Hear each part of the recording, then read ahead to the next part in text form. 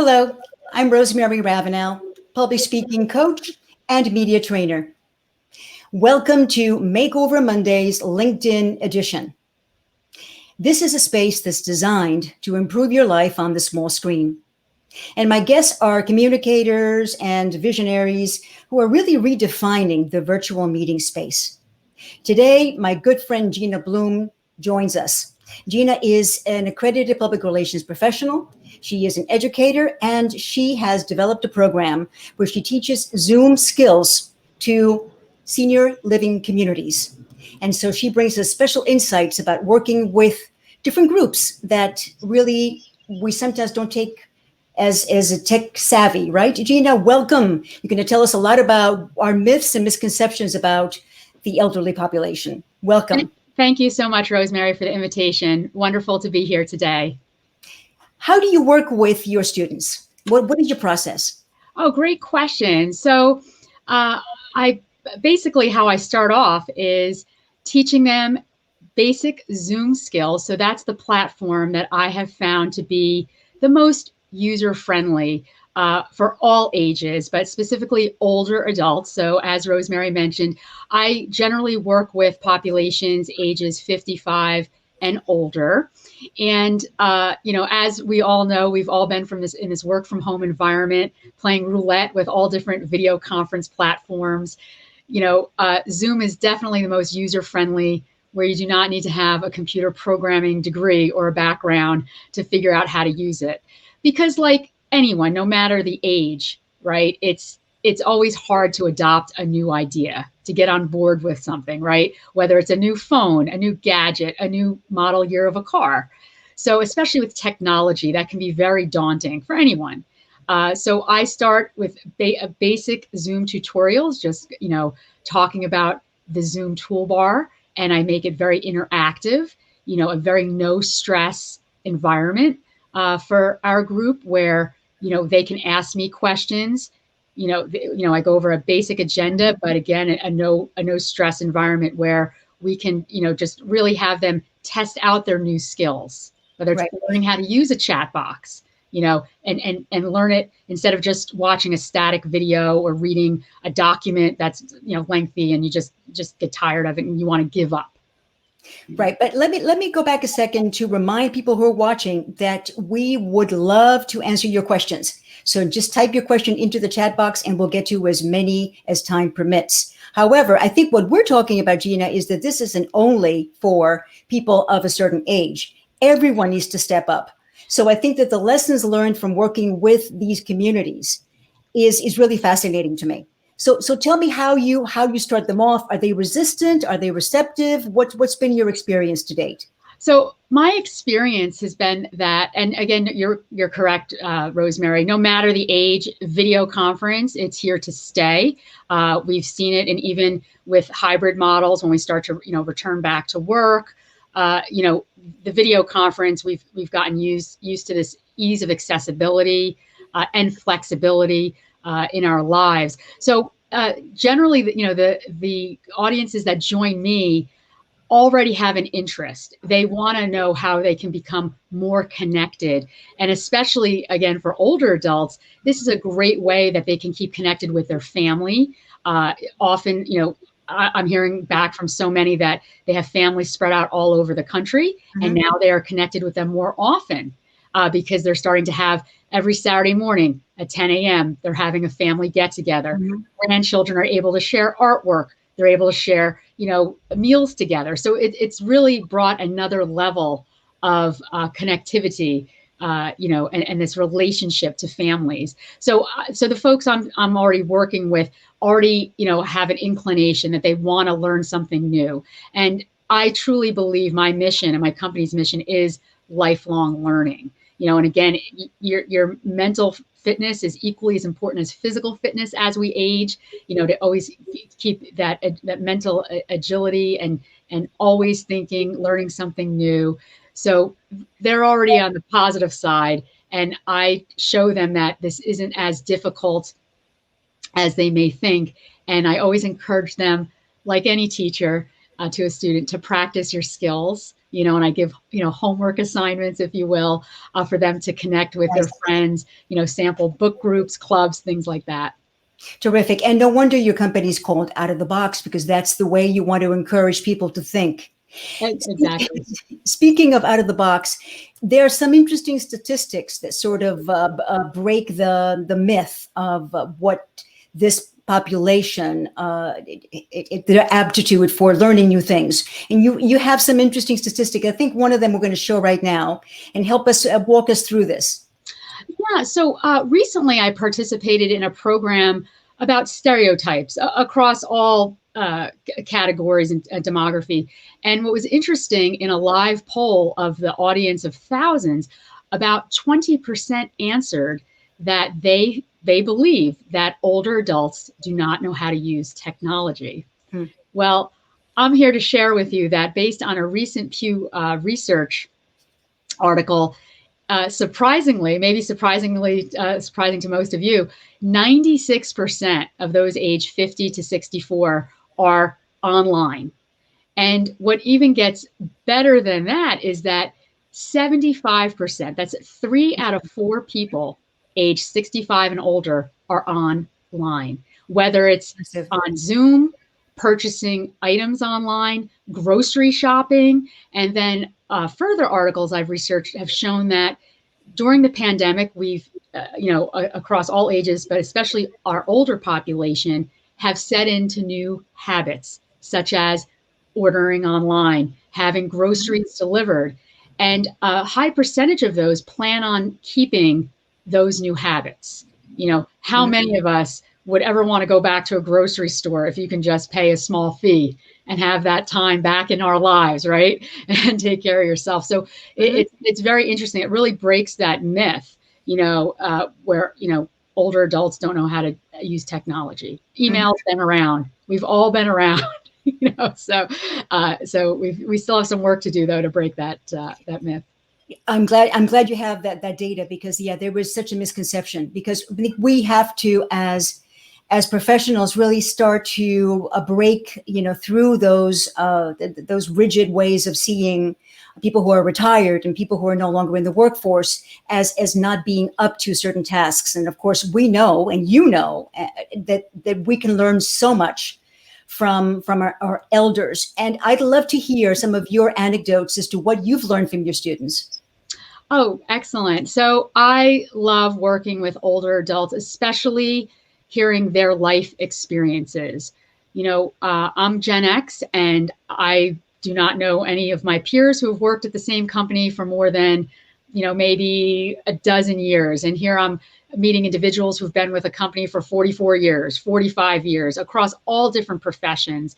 And, across all of these experiences, the one theme that always resonates is that no matter what path your life takes you on, it'll all work out in the end. And it's a comfort to me. We've all lived through such a transitional experience in our lives with the pandemic. Most of our lives have been turned upside down. And even if you were retired, your habits have changed. You've been restricted in ways, and in terms of not being able to see your family and friends, isolated, the feeling of loneliness. And again, going back to video conferencing platform, what better way to create a sense of community, and feeling a level of connectivity and creating friendships. You can do that online. And, it's wonderful to hear these stories, of how people have, I do a lot of history programs, and, hear a lot of people relating back to some of the themes. For example, we were just talking about Vietnam in a program last week, and I had several individuals share their experiences for serving in Vietnam. So it's nice, and also makes a sense of value, that you're valued and you're important as you age, that you're just not forgotten, and that your life's over, you're done working, and that's the end of it. Right. Wonderful. We invite everybody who's watching to please post your questions or comments in the chat box, please. This is a really interesting conversation, and one that we don't get a chance to participate in very often. Gina, what are some of the things that you find are continuing pitfalls as you work not only with your students, but as you work with other professionals? We know that, of course, we know that this is going to be our life to some extent, continuing on past the pandemic.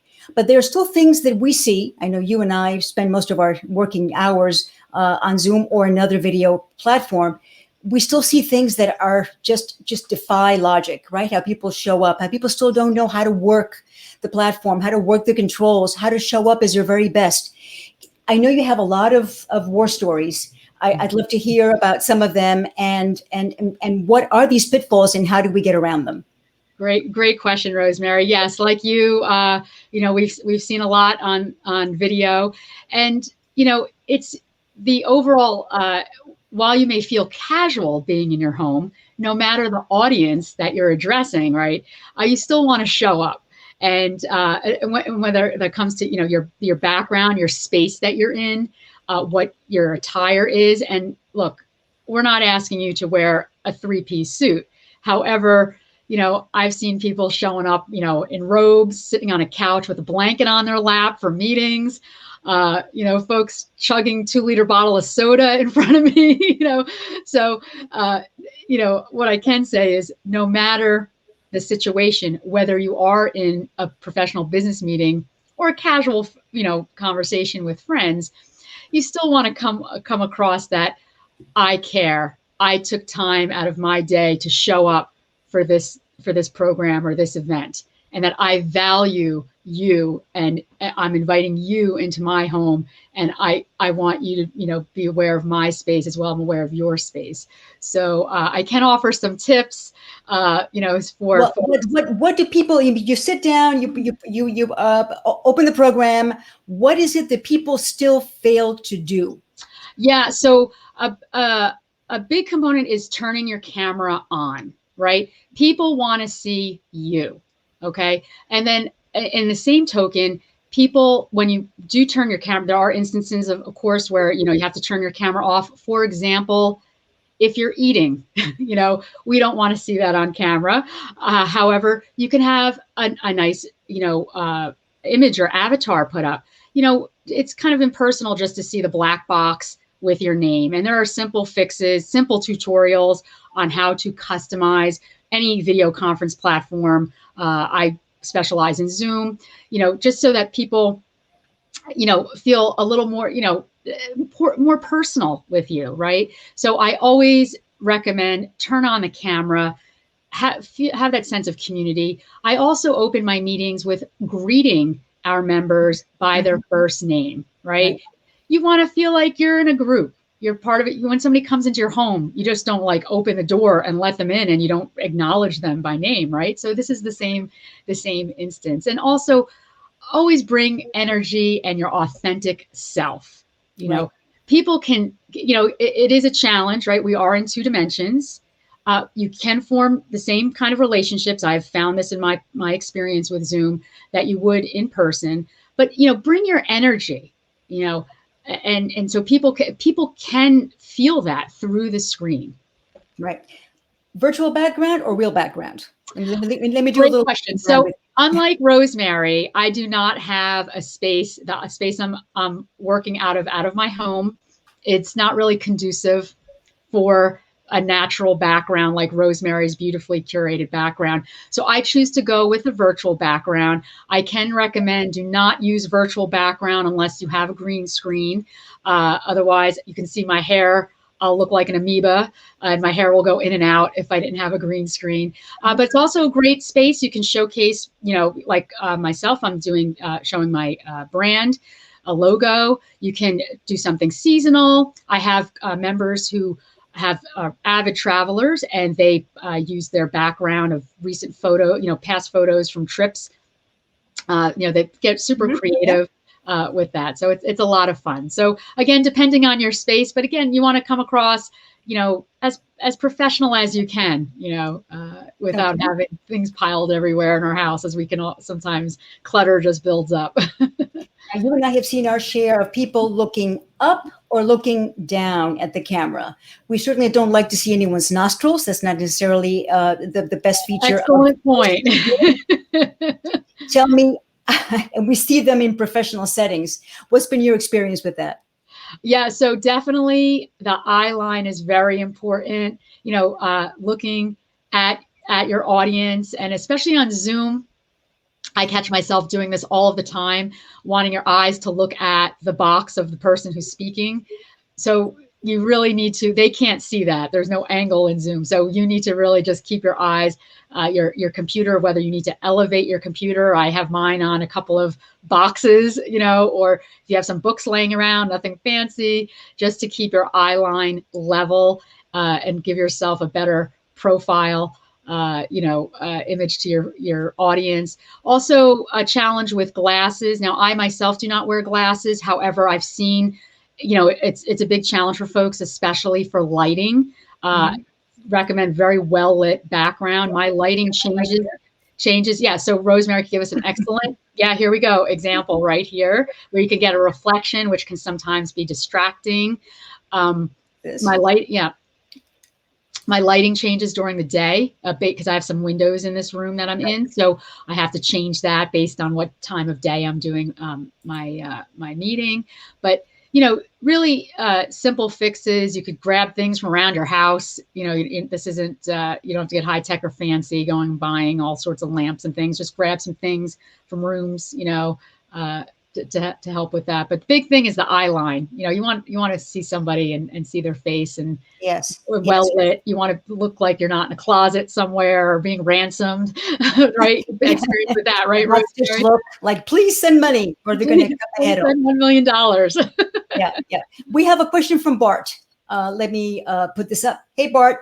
I see he writes, how much do green screens cost? I know that now, a year after the pandemic started and lockdown started, there are so many green screen options. What is your advice, and how much should we spend? Oh, great question. So there are dozens and dozens of green screens. For my purposes and based on the room that I'm in, I use a product called WebAround. Now, I do not have a financial stake in this company, but I like this product because it's a green screen that attaches to your chair. You can get it on Amazon, I think for under $75 now. The prices have really come down, and it attaches to your office chair, so that way it doesn't take up floor space. And I have a small footprint that I'm operating in. I do not have a wall behind me that I can attach a green screen to, or a piece of fabric, or green paper. So this has been the best option for me. And based on also the lighting situation, I rely on an overhead a ceiling fan light fixture in my room, which I'm unable to start doing renovations. So this has been the best product. Okay. And how much should we budget, Gina? How much should we prepare to spend for a decent green screen? Yeah, so definitely less than $100. And then also keep in mind, and Rosemary, I know you're always in a well-lit, beautiful space. Your lighting situation's equally as important. So, and again, I've grabbed some lamps from around my house, but I also have some other, additional lighting, LED lighting that I can adjust on a remote based on the lighting in my room. And again, all of these items, Amazon is the best bet for that. And lighting is such an important thing. And before we get into that, I want to take a comment from Dave Bricker. She's talking about lights here. Very important to get correct lights on the green screen. The screen is only a piece of the puzzle, right? It's really a combination of many, many factors. Thank you, Dave, for that comment. The lighting, you said we can take things that are around our house, but I think one of the most common problems, would you say, is that people don't recognize that the backlighting puts them in total shadow. We still see so many people show up that way. Right. So what I can recommend is to look at what you look like on your video conference platform. So often I will log into Zoom using my phone, and I'll set up a sample Zoom meeting, right? So I can see what I look like on the screen, and and really get a shot of what is. Now I use a green screen, but prior to what does my background look like? What does my lighting situation look like? And you're right. I have my lighting in front of me because I have windows to the side. I didn't want to position myself with windows behind me because again, that really brought a lot of shadow. And you want to bring that levity and that light, and again, to tie into your energy. Right. To see the pink in your cheeks. Lisa has an interesting comment. She writes, I found that the eye line that is ideal for Zoom is not the ideal eye line for working on the computer. From an ergonomic standpoint, my solution is an inexpensive stand that I can raise and lower depending on what I'm doing. Thank you, Lisa. That's a great tip. Excellent tip. Excellent tip, because early on, I bought a traditional riser for my laptop, and at the end of the day, I could not move my neck. I was like, oh my gosh. So I'm a little on the shorter side, and these universal items didn't work out for me. I didn't see something adjustable at the time. I know there are so many options now since we've been working at home. So I literally took the box that this item came in, and I put my laptop on that, and that's what I've been using to bring it up to the ideal level. Because you're right, ergonomically, your shoulders are killing you at the end of the day. It makes it very unpleasant. It's just drudgery, right? So, Right. so just again, grab books, things around the house to really make this, your ideal. Right. And I think what you're saying, and I'd like to hear what your students are doing to solve these issues, is that it doesn't have to be expensive. It doesn't have to be fancy. You don't have to become a techie. It's just, to a large extent, it's common sense, because how you show up is how you convey your brand, right? Your presence. You wouldn't show up to a meeting in a ragged T-shirt. You know what I'm saying, in flip-flops. How we show up is how we present our brand and our professionalism. And I think it applies to every aspect of our lives. But tell me, how were your students getting around these issues with lighting and green screen and eyeline? Oh, great question. So it runs the range a lot, whether they're using, so I found early on, now that we're settled in, many have decided to purchase newer devices. Some in the beginning had older. That was a challenge where I had to talk them through on the phone.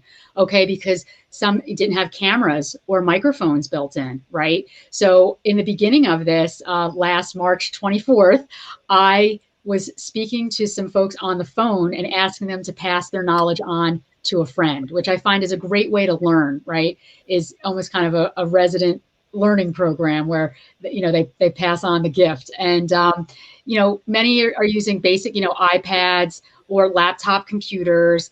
And what I like to do is just show them, where the controls are located, whether they are using an Apple device or a Windows-based device. Some of the nuances of Zoom are a little bit different, but just to get them comfortable. Some have, many have been using a virtual background without a green screen, which is fine, for their purposes. But, again, some have also, a little more technically advanced, have connected their computers to their living room TVs. So they sit on their sofa and they enjoy programs, which is, that's been fantastic. So they'll have their spouse join them as well. And again, ergonomically, to speak to ergonomics, they're always comfortable, having their coffee or having a snack, and enjoying learning, lunch and learn with me. Mm-hmm. Terrific. So clearly they are on par, right? The adoption rate is high. Their participation and engagement is high. So that points to cross-generational teams and communities, and how now that we're sort of returning partially to, I don't want to call it normal, it's the new normal. The new normal, right. How can we continue to forge these communities and help us with the healing that has to happen? Oh, great question. So I definitely, the hybrid work environment, right, where you can have, that flexibility of either returning to the office, or now with video conference, you can have inclusion across all age and demography, right, of working from home, whether it's 2-3 days a week. Interestingly, listening in on a program with the Fortune 500 CEOs a few weeks ago, many of them echoed the same sentiment, is that flexibility. Again, whether you're a parent and you're having to take care of childcare responsibilities, but also contribute to work. We have seen statistically that our productivity level has not dropped, right? In the beginning of all of this, we thought productivity was going to drop through the floor. It's actually increased. This has increased the ROI for companies, and without having to lease and rent more floor space, right? They can reduce that and use those resources towards, other avenues in their company. So definitely the flexibility, right? And worker retention, because you are offering the flexibility of video conferencing. Now, of course, some professions doesn't work well on video conference. If you're in research, for example, Sure. or in a lab environment, right? But the collaboration with video conferencing, whether you're in a work environment or like me, where I'm working with older adults, you can connect people from all around the globe from the convenience of your home. No travel expenses. You really increase again the productivity in such a small amount of time. No commuting, to the office. But of course, we do like the 3D experience. So this, I'm sure, is definitely going to be, from this moment in time, looking at a hybrid work model. But video conferencing has definitely been the silver lining in everything that's happened to us, this past year. Dave has a comment about that commuting. He posted it just in time. Less time commuting means more time resting and working and less stress, right? Because we are dealing with a lot of that stress, which we may not even realize we've been harboring for the last 12 months. Right. Interestingly, that Dave brings up that point about stress. It was interesting to hear from these CEOs talking about their benefits packages and how they are going to start offering mental health as part of their, dental and vision plan. That's going to be a standard package item, benefit item now, because we've all been under stress, right? No matter what age bracket you're in or what profession you're in. And it's going to take time. It's not going to take months, but years for us to, come out of this. And it is challenging, right? We are a society where we want something now, on demand. And this should have happened yesterday, so we just need to be patient, and just kind of, I've learned, at least through all of this, just to roll with it. Yeah, well, we have to be flexible, and our elders have also stepped up in terms of participating in telehealth appointments, right?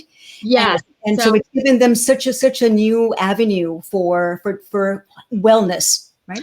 Yes, especially older adults that, in my experience, where they don't have to drive. Some have a challenge with mobility. And again, another plus, for video conferencing, those who have issues, whether, as we age, right, you have issues, balance issues, that you're afraid to fall, incontinence issues. You want to be in the comfort of your own home. You have vision problems as you age, where you don't want to go out, maybe in the evening time. Telehealth is a fantastic boon. Where you do not have to leave the comfort of your home to speak to a medical professional, but also for programs, lifelong learning, whether you're watching a film or educational program, you're doing it from the comfort and convenience of your house. Beautiful. Gina, we're just about out of time. I'm going to put up your website. Please tell us how we can get in touch with you. How do your programs run? Do you have a schedule of what's available? Tell us how we can continue this conversation with you. Great. Thank you, Rosemary. So yes, visit me on outoftheboxnj.com. You can also email me at the same address, except at gmail.com.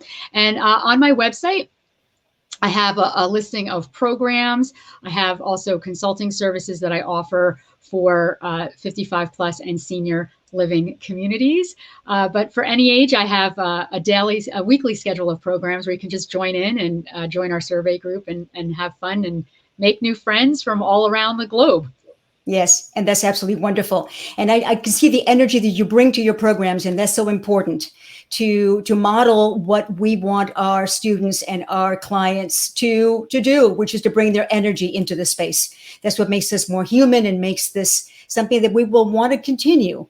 So with that, we've just about come to the end of our 30 minutes together. I love Makeover Mondays because this is a space where we can explore and dig into those crevices of topics that we may not have taken really as important, and we need to be aware of how we can interact much more effectively in this space as communicators. With that, I invite everyone to watch the replay and on Facebook and LinkedIn, and to join me again for Makeover Monday, same time. Not next Monday, I'm going to skip next Monday, but the following Monday, I'll be back with a special guest. Gina, this has been delightful. Thank you so much for your time. Thank you so much, Rosemary. This has been fantastic. Take care. Okay, you too. Bye.